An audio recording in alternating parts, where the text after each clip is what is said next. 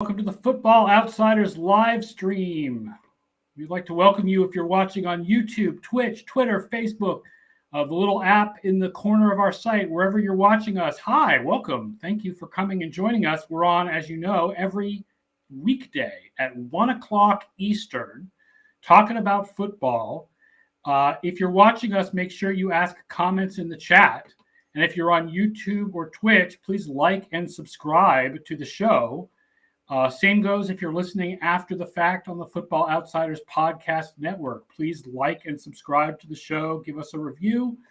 We would love to have you do that. We want to let everybody know about the show. And we are here today to talk about Week 8 in the NFL. But first of all, I've got some big news. FO Plus is now on sale for just $1 a week. For annual subscriptions. It's a limited time offer. Gets you all of our advanced stats and analysis, fantasy research, and betting information. Do not miss out on a limited time offer, just $1 a week. You can access it at footballoutsiders.com/subscribe or through the link in the description of this show. Make sure you get yourself an FO Plus membership, folks, because it not only supports the site, it gets you just a crazy amount of really good information that will help you win, both betting and in fantasy. As always, on Mondays, my guest is Ian O'Connor from EdjSports, and we've got to talk first about the big news of the day. Not all of the injuries, we'll get to those in time, but the big trade of Von Miller going from the Denver Broncos to the Los Angeles Rams for second and third round picks next year. Ian, what do you think? Von Miller to the Rams. Like we were talking about before, I mean, that just adds to a defense that's already, what last year I think was number 1 or top 2 DVOA. This year they're up to number 4 now.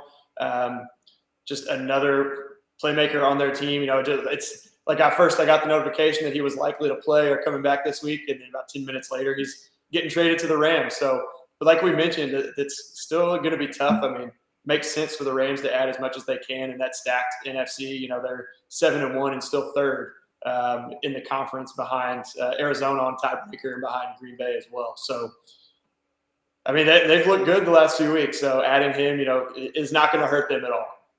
Yeah, I think this would look better if they were an AFC team because somebody needs to emerge from that pack of teams in the AFC. But definitely, they've got a lot of competition, but they really believe in a stars and scrubs strategy on defense, and to have Donald, Ramsey, and Miller all at the same time is kind of crazy.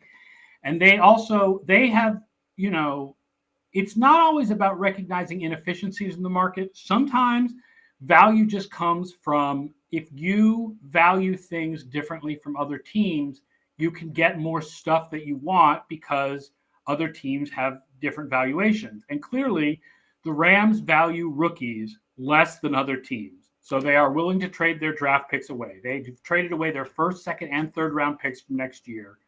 They want veterans. They want stars. They want studs. Von Miller is a stud. I think this is great for the Rams, and it clearly goes with what they want to do. And I'm a little surprised the Broncos because they're still in it. They're 4-4. They're definitely in the wild card race, but this seems to be a little bit of white flag waving by the Broncos that do not think they're going anywhere this year. I mean, even if they win a wild card, they're not really going anywhere this year. Yeah. I mean, they're only 2 games out of their division lead. You've got the Broncos or the Raiders at 5-2 or game and a half. Yeah, ahead of the Chiefs. I mean, everyone's ahead of the Chiefs in that division right now, which is obviously surprising. But yeah, they're middle of the pack there, and not far out of that division. So it is a little surprising there. All right, let's talk about our biggest storylines of Week 8, the games that were played, not the players that were traded. Let's start with last night's Sunday Night Football game, which was a little bit of it was a little agonizing to get through, to be honest. The Cooper Rush game, wild finish. The Cowboys with backup quarterback Cooper Rush coming back downfield to take the lead. Incredible circus catch by Amari Cooper. And then what we call one of our most impactful plays of the week. What was one of our most impactful plays of the most impactful play of this game? Yeah, this game, it came just a few plays after that circus catch by Amari that went, off the chest of the cornerback and off his hand. Should have been an interception. It looked like he just kind of the ball kind of caught him off guard. But a few plays later, Cowboys faced 3rd and 11 at the Minnesota 20, looking like they're just going to get a field goal to tie it probably. Rush kind of dumps it off to Ezekiel Elliott, who breaks a couple tackles, muscles forward, and falls down to the 4 or 5 yard line for a first down with just over a minute, right around a minute left in the game. This was an win probability increase of 31.1%. This was our 5th most impactful play of the week. It took the Cowboys from 38.5% before that play up to 69.5%. So from winning the game a little over a third of the time to 70% of the time after that play, set up with 1st and goal at the 5 yard line with a minute left, pretty much, almost guaranteed at least a high probability field goal to tie it, send it to overtime. And then they ended up, as we know, Cooper back in the game after being on the sideline. It looked like a hamstring injury, came in with that great catch over Cam Dantzler in the corner of the end zone. The Vikings had one last possession, just weren't able to score. But like you said, kind of tough to get through kind of a boring game. 2 good defenses, though. This is one that we thought was going to stay under anyway. We figured there'd be a little bit more scoring, but I believe there were 2 top 10 defenses that, aside from, I think if Dak Prescott's in there, it's a little bit of a different story, but a really, just low scoring game, kind of slow game. Really wasn't a whole lot going on there until the end.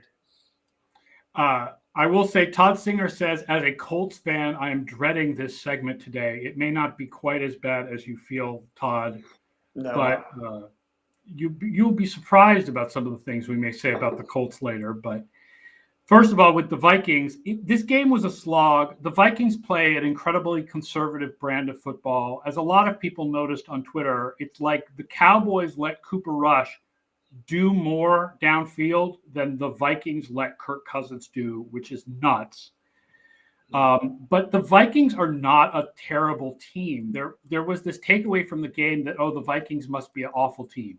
The Vikings are 11th in DVOA. Yeah. Now, okay, the fact is this game is not adjusted for playing a backup quarterback, so the adjustments are a little off because it's based on them playing Dallas, and Dallas has been good so far. So, okay, maybe the Vikings are not really 11th. Maybe they're more like 12th or 13th, and that's still better than people tend to think that they are. They are the most consistent team in the league. They're basically average every week. Mm-hmm. They just comes down to the wire every week. They're very conservative. Every game goes down to the wire. They've just lost a couple of them. They've lost, I think, 3 different games where they actually had positive DVOA but lost the game anyway. Mm-hmm. So I don't think the Vikings are terrible, but I do wonder if this is a psychological killer, right? Like DVOA says going forward, they're an above average team, but you wonder whether between this and the Danielle Hunter injury and whether they kind of fold up shop and give up on the season, because to lose to Cooper Rush on a 4th quarter comeback drive has to be incredibly demoralizing. Yeah, and they're pretty much going for a wild card, barring a collapse from the Packers. 6 straight 10-7-1 atop the division. There's this puts, I think you said 4-4 for the Vikings now, or 3-4. Sorry, they've had their bye, so they're a handful of games out, like you said, losing to a backup quarterback. Nothing against Cooper Rush personally, but still, that's a game that they definitely, I think, should have won. And just like you said, just kind of demoralizing to a team like that. It seems, Kirk Cousins in one of those primetime games again, kind of hear that a lot, that he just struggles to win the big games. And this is kind of another situation. I didn't follow close attention to how he looked per se, but it was against a good defense. But I mean, I guess I agree with everything you said there. Kind of, how do you bounce back from that? Speaking of the Packers, let's go back and talk a little bit about Thursday night. Now, this is an interesting game, the Arizona versus Green Bay game. We have a stat that I introduced this year called post-game win expectancy. And what that looks at is, based on the DVOA splits in this game without opponent adjustments, which team would we expect to win the game? And 75% of the time, you would expect Arizona to have won this game. They actually outgained the Packers 6.1 yards per play to 4.7 yards per play. Wow. Both teams fumbled twice, but Arizona lost one. Green Bay lost none. And, of course, Arizona had 2 interceptions. But this game, Arizona kind of outplayed the Packers and then blew it on the last play of the game. Yeah, another wild finish in this one. I mean, just a good start to the week, and then ending the week Sunday night. Good game. But this one, Kingsbury and LaFleur both had a couple good calls in this one. They had 2 of our top 5 best decisions this week. The third best, number 3, was for Kingsbury, fourth quarter, early on, 13-17 left. They faced 4th and 1 at the Green Bay 40. Chooses to go for it, down 10 points, added 6.6% in pre-snap win probability. This is really no surprise there. With that offense against a Green Bay defense that just hasn't really been very good. 1 yard from Kyler Murray, even without DeAndre Hopkins, I think he was out of the game, fairly early on. Was ruled out, or at least questionable, and never came back in, I don't think. But that offense still to be able to make a play there, that's no surprise to see Kingsbury go for it. Ended up being a completion to new addition Zach Ertz in his second game, I think, got 9 yards. And then moving on, the number 1 decision of the week belongs to Matt LaFleur on the other side, who was also our coach of the year last year here at EdjSports. Those will be coming out here in a couple weeks as well, our initial rankings for the season. But late in the fourth quarter, probably remember it, 4th and goal at the Arizona 1. This was set up by the play by Rodgers to 3rd and goal, kind of nothing was really available, scrambled and just dove forward, put his body on the line there to try and get in the end zone. But to the 1 yard line, LaFleur chose to go for it instead of, like we say, making a one-score game with a short field goal. This was a 20.1% increase in pre-snap win probability. He resisted the trap to go up 6. Yeah, not only the best decision of the week, the best decision of the entire season so far on 4th down. And it's a situation, we've covered it here before and talked about it. If you don't get it, Arizona's backed up at their own 1 yard line, which is what happened. They didn't convert. They're at their own 1 yard line. They're down 3. If you kick the field goal there and go up 6, not only are they going to have better field position, it becomes a kind of a behavioral thing where you basically force them to be more aggressive. And that's one of the last teams I would think I would want to be more aggressive against me than they're already going to be in Arizona. So this was a great decision. The result wasn't great. Set up a potential game-winning drive for the Cardinals, but that leads us back to our impactful plays. The most impactful play of the week is the interception on 2nd and goal at the 5 by Kyler Murray, where it looked like A.J. Green thought it was a running play, even though they had no timeouts left. Rasul Douglas, who just signed off the Cardinals practice squad a couple weeks ago, kind of sees it coming, throws his hand out, tips it up, and catches it, and ends the game there. That was not only the most impactful play of this week, it was the 4th most impactful play of the entire season, behind Justin Tucker's 66-yarder, Greg Joseph, speaking of the Vikings, his missed field goal against the Arizona Cardinals, and the Clyde Edwards-Helaire fumble against the Ravens, driving down for a game-winning field goal attempt was number 3. So this is also the 4th most impactful play of the entire season so far. Yeah, people are going to be shocked when DVOA officially comes out tomorrow because Green Bay has dropped to 14th. They really have not had any games where they've been outstanding. And then they have one game where they were horrible way back in week 1. But they've just – every week Green Bay is kind of good. But they're never really great. And so they end up lower in the ratings. I'm sure I'm going to get a lot of guff for it. But, yeah. I mean, that's kind of a good thing to hear, though, for me. Being a Packers fan, they're 7-1, and they really haven't played, it seems like, their best football. So we know, I think last year they finished number 1 in offense, or they were top 2 or 3? They were number 1 in offense last year. They're 5th right now. Yeah.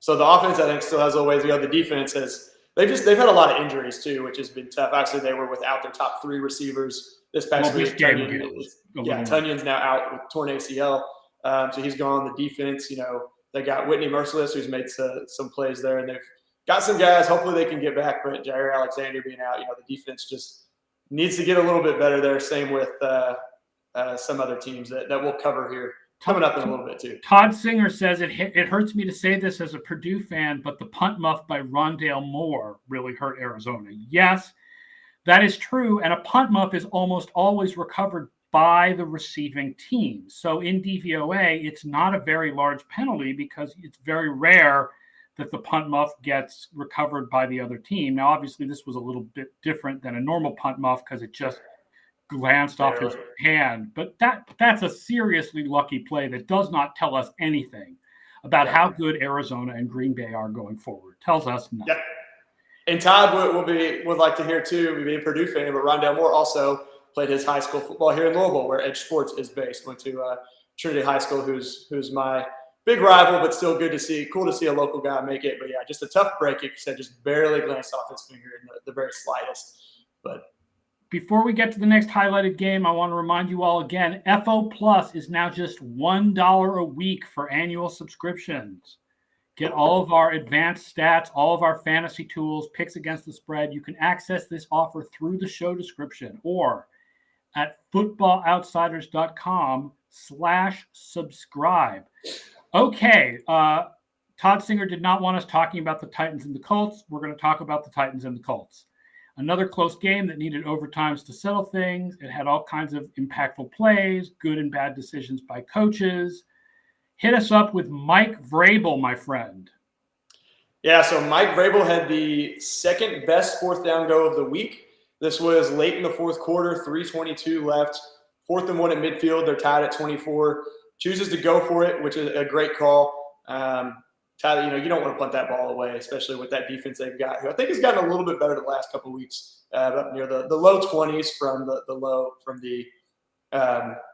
close to 30, I think they were. The Titans defense is 19th right now. 19th. So they were like 30th or 28th just a couple weeks ago, weren't they? Yeah. Yeah, so they've got better, but still, you want to go for it. It's 1 yard. You've got Derrick Henry.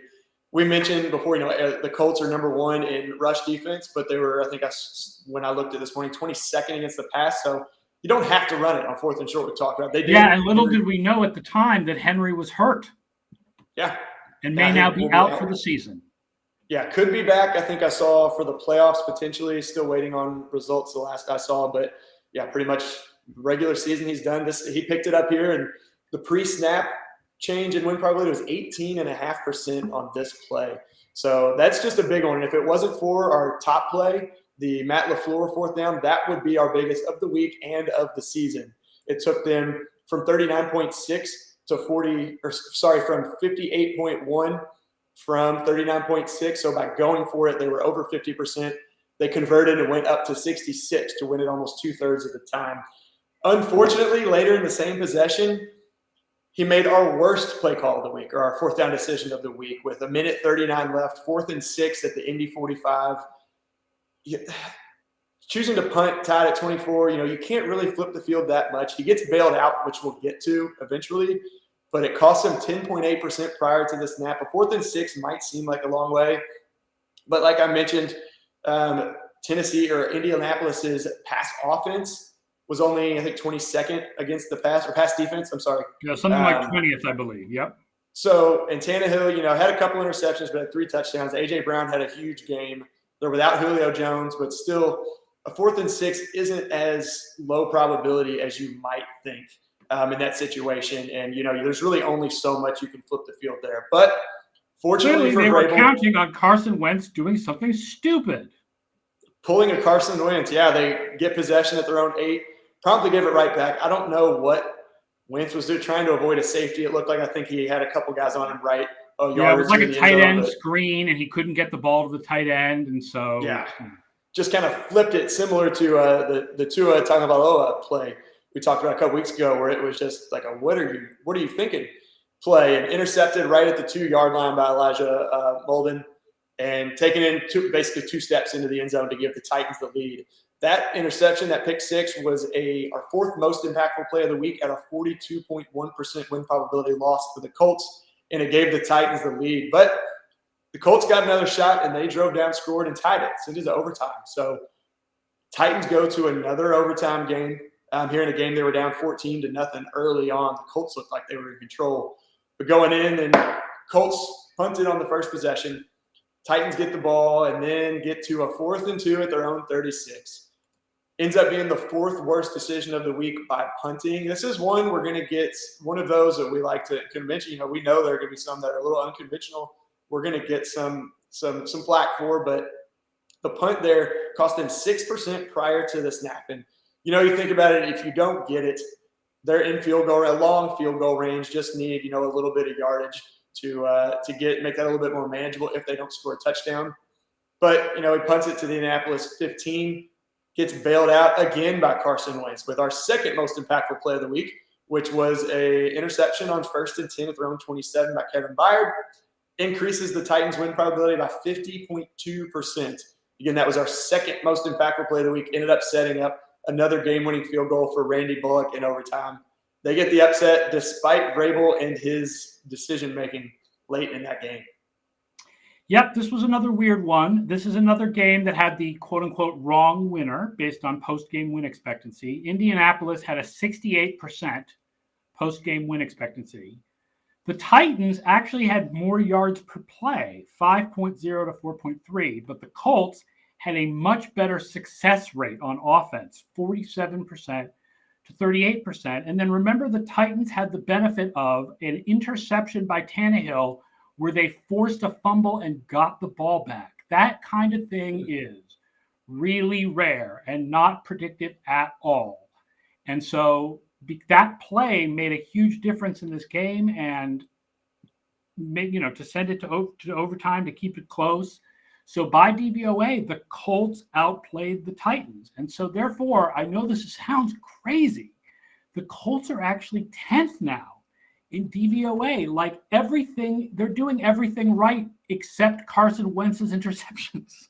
Yeah. And he hasn't even thrown that many interceptions over the season. He just threw them yesterday. Like, they're good on, they're the best run defense in the league. They've got a good running game. The pass defense isn't awful. The passing game isn't awful. So they're 10th overall in DVOA. I know it sounds crazy, but they are. And Frank Reich, too, I saw it's kind of confusing with the way people, and I see Colts fans kind of viewing him as, he's known as this analytically savvy guy. He went for it twice. I think it was the opening drive. He doesn't show up in our top 5, but they had a 4th and 3 at the Tennessee 38. They went for it.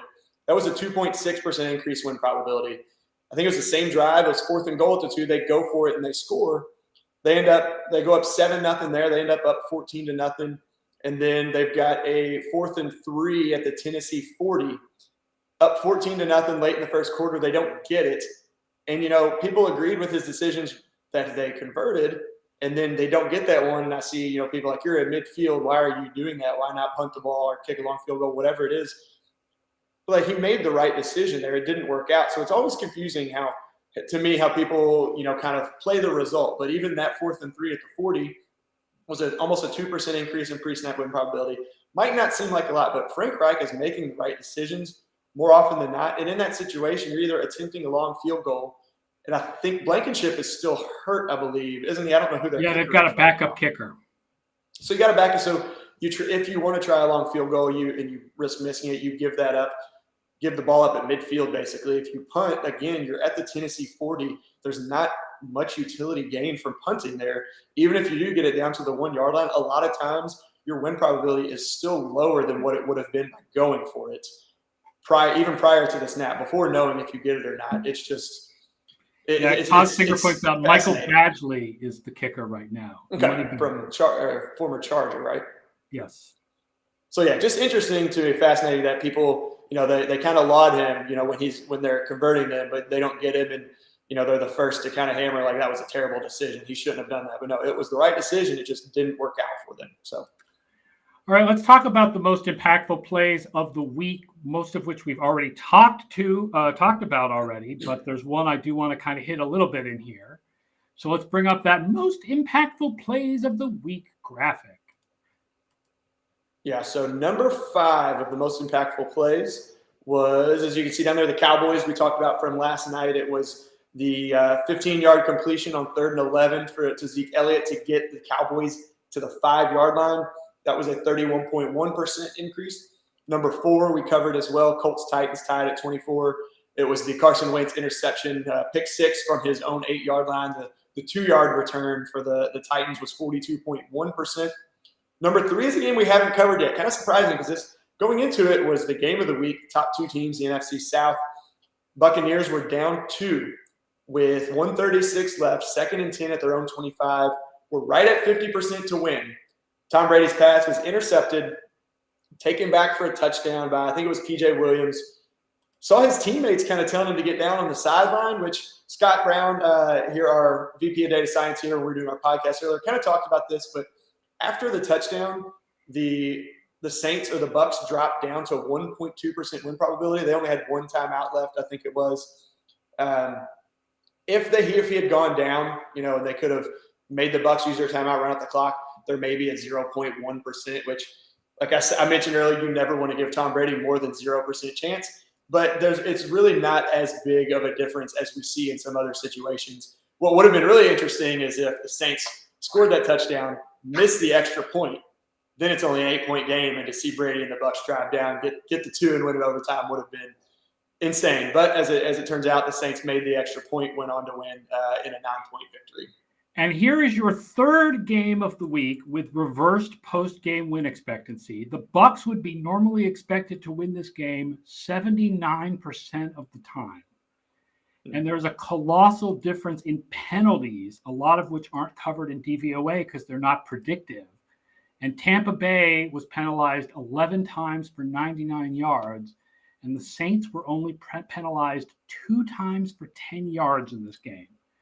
So DVOA looks at just the passes and runs and believes that the Bucs outplayed the Saints in this one, even though the Saints got the win. That's why the Bucs actually move up to 3rd in overall DVOA despite losing this game. Seems like that's kind of a theme too, if I remember. I haven't looked necessarily into the penalties, but it seems like in a lot of the broadcasts you watch, they mentioned that the Bucs with Bruce Arians are one of the more penalized teams in the league the last few years, I think. If I'm remembering correctly. Yes, but the Saints last year, the Saints were highly penalized and had a couple of games they lost solely because of penalties, and this year they're not. So it goes to show you that the penalties are kind of inconsistent. Mm-hmm. Yeah, that game, the craziest. Sorry, what? What's it? I was going to say the craziest scene from that game, I think, was afterwards seeing Jameis Winston with a torn ACL in a brace on crutches in the locker room dancing with the team.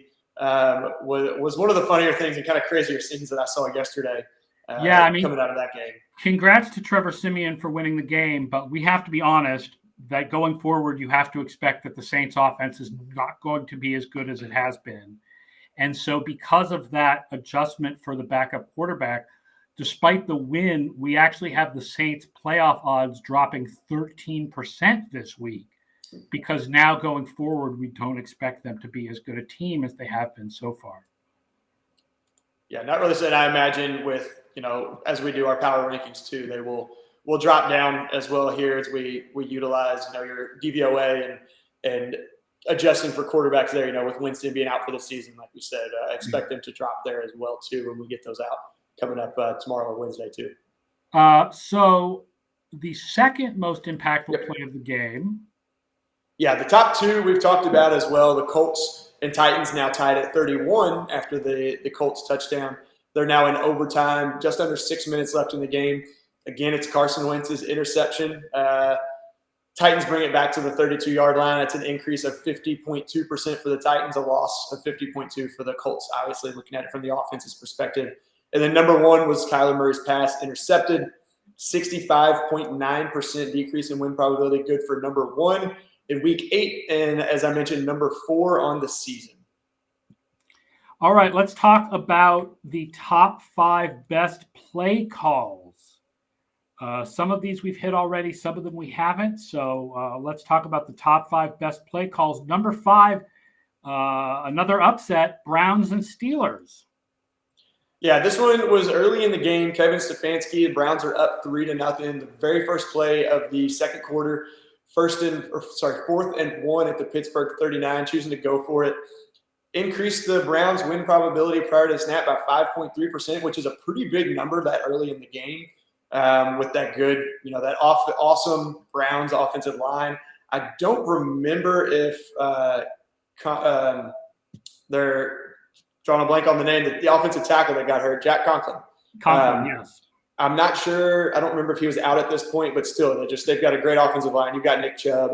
Going for it, there's a no-brainer. Again, a long field goal isn't high probability. Chase McLaughlin isn't a proven NFL kicker. He's not terrible. He's surely not one of the best or considered to be one of the best. And then a punt doesn't really help you as much there because of how close you are inside the Pittsburgh 40-yard line. So, again, that was a 5.3% increase.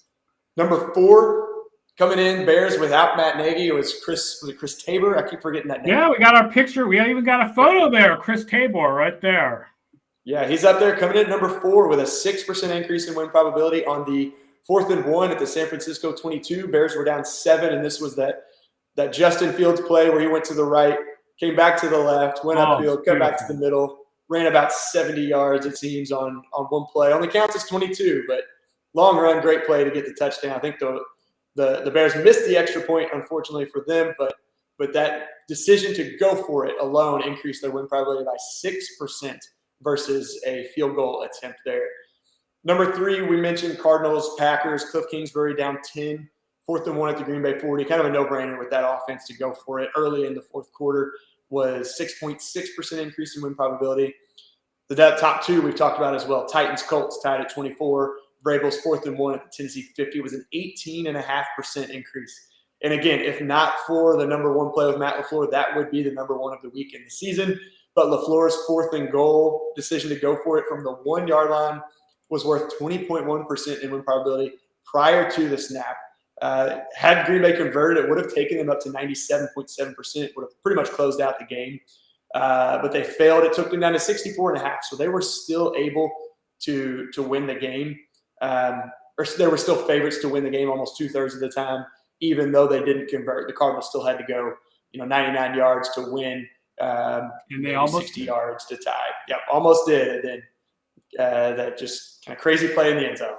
I want to add one other. I don't know if we can measure this in such a way that we can compare it to 4th down decisions, but Brian Flores of Miami did the smart thing yesterday, and he went for 2 down 8 after scoring to make it 17-9 against Buffalo. Miami went for 2 and made it 17-11. So that is the smart thing to do, to go for 2 down 8. So congratulations to Brian Flores on doing that.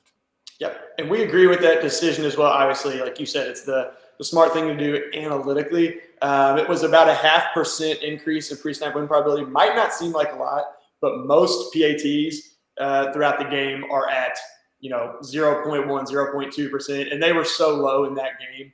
That's part of the reason. They were big underdogs there. It's late in the game. Right. Going for 2 down 8 is never a huge win probability shift because you're down 8. Right.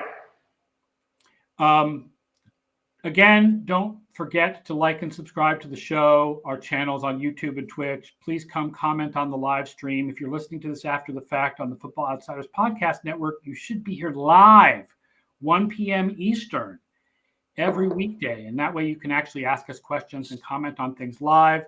Let's get to the 5 worst coaching decisions of the week.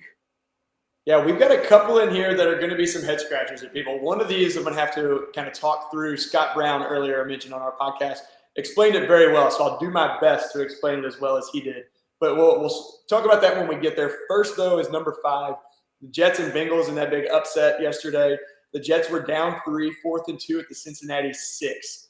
Now, they chose to kick the field goal. They tied the game. They ended up winning, but this was not the correct decision at the time by our model.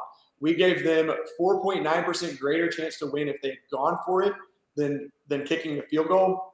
And part of that thinking is, it's 4th and 2. Cincinnati is a very good defense, but it's 2 yards. A little bit tougher there when you're that close to the goal line at the 6. But the Jets are big underdogs coming to this game. At this point, they were down 3. They have a chance to score. There's still only about 33% chance to win this game. And this, could be, at this point, could be the closest you're going to get to the end zone the rest of this game. You want to, you don't know that you're going to score 2 touchdowns later in this game. You're that close. You want to try and score a touchdown, and you get, especially to pull the big upset. So I said they ended up winning the game, but they, going for it would have been the better decision at that point in the game, not knowing how the rest of the game plays out, as these coaches don't know at each point of the decision. Number 4 is the one that's going to be a pretty big head scratcher. So Bengals were down 34-31. There's 2 minutes, 19 seconds left in the fourth quarter. They still have all 3 of their timeouts. The Jets still have all 3 of their timeouts. But they have 4th and 19 at their own 40. And our model likes the decision to go for it versus punting. It's a 5.4% increase in pre-snap win probability. And the reasoning there, at first it kind of is like, what's going on here? Is this even right? But it is. And you look at it, and you punt the ball away here. The Jets are going to be in kind of conservative, probably kill clock mode. They want Cincinnati to use their timeouts. They know they're only up 3, but still you don't want to, make a mistake and turn the ball over or not make them use their timeouts. But if you go for it and don't get it, you're kind of in the same situation. Their strategy is not really going to change. Yes, you don't get any yards and they're at your 40-yard line. That's still a long field goal if they're going to try and kick a field goal. At worst, if they do, then it's still a one-score game. You can score a touchdown. But either way, if you punt the ball away or if you go for it and don't get it, a first down essentially ends the game because you're using your timeouts. They get to third down and get a first down. The game's over, pretty much over regardless. So their strategy isn't going to change. So why not, like Scott said, kind of called it a free roll. You've got a chance to get the first down. And if you get 15, 16, 17 yards and don't convert, then the Jets are in their own territory and you have a better chance of getting the ball back. Turns out they didn't get the ball back ever. That's not their fault. They made a stop, and there was an absolutely atrocious, unnecessary roughness penalty called on Cincinnati that I don't think a few of those anyone in the world yesterday. agreed with. Yeah, the Dallas game, that's one, that looking there at. There was one in the Patriots game, too, on McTuck that barely touched back Jones in the helmet. Yeah, some of it's just completely crazy the way they're calling those. The Dallas one, those 3 late in the game accounted for a total of 17% decrease on that one drive, like 6 plays apart. Unbelievable. But yeah, this one, Cincinnati kind of got the shaft a little bit there. Should have gotten that ball back. Maybe would have gone down to send it to overtime and win the game.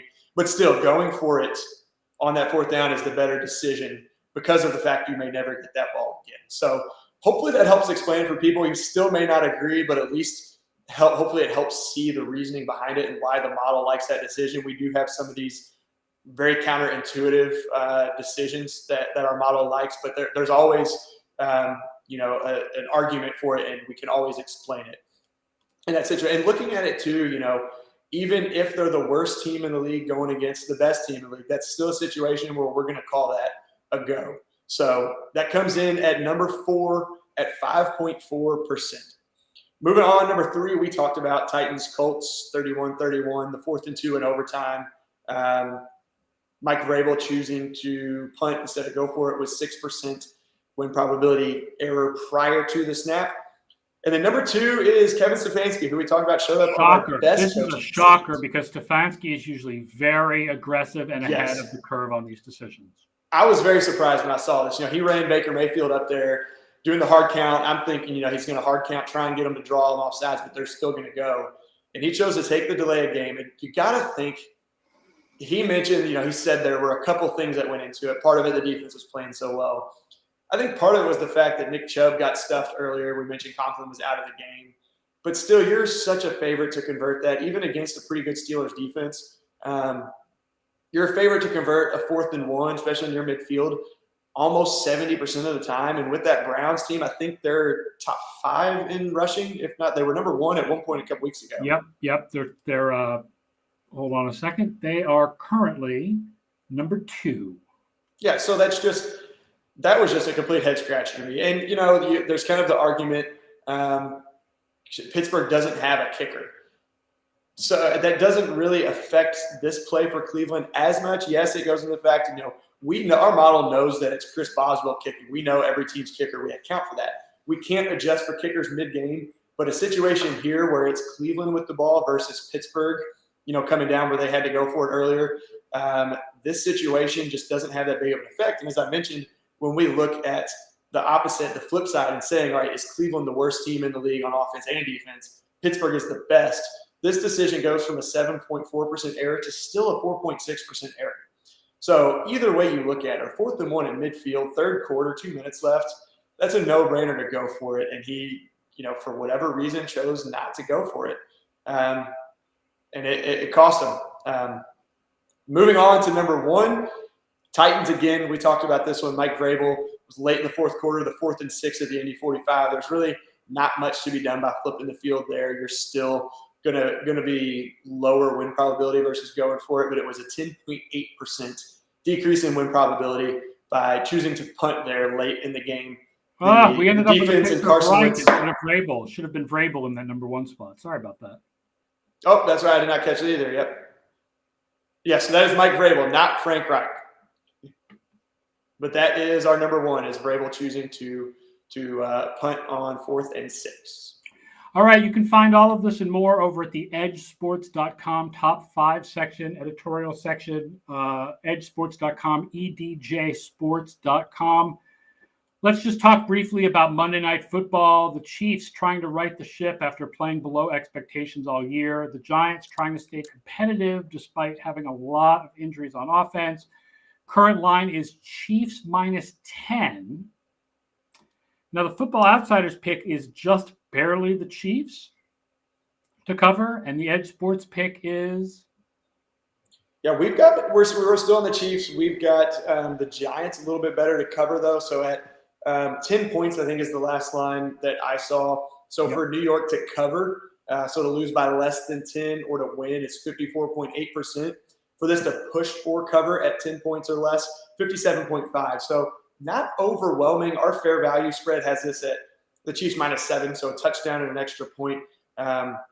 Like you've talked about many times, on Twitter, on podcasts and streams, that Chiefs defense is just terrible. They're 31st overall, 31st against the pass. 32nd, actually, now after yesterday. They are now 32nd. Okay, so I have it been adjusted, yeah. So just not a good defense. And Daniel Jones, a couple of weeks ago, he was up to about 12th or 14th in quarterbacks. I think now I looked, he's down into the 20s after the last couple games. We still like the Chiefs to win at 76% straight up or 74% straight up, but have the Giants a little bit higher to cover, at least in this one. The over-under is sitting, the last total that I saw was 52.5. We've got this at 55, so we like the over a little bit at 56.7%. Our most common outcome is actually 51 points, but we've got a lot more outcomes in the upper 50s into the low 60s than we do coming out lower than 51. So a slight value there, we think, on the over at 56.7%.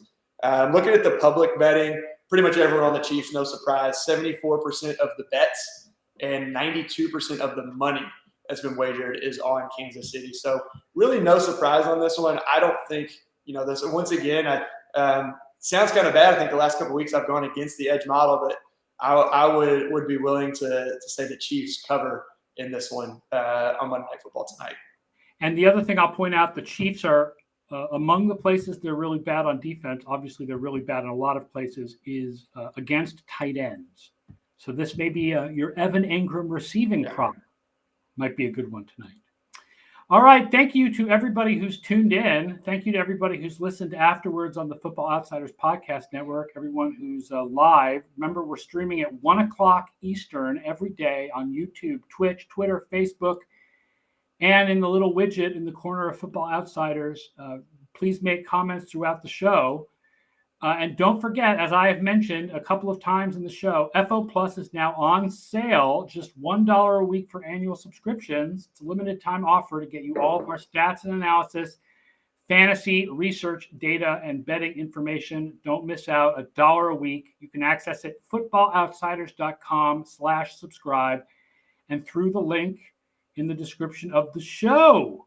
Thank you so much, Ian, for joining me to go through Week 8. And tomorrow, folks, 1 p.m. Eastern, Scott Spratt and Derek Klassen here will get you ready for another week of fantasy football and your waiver wire to win your league. So be sure to join them tomorrow at 1. I'll be back on Wednesday with Mike Tanier and Rivers McCown. So long, everybody. Enjoy Monday Night Football tonight.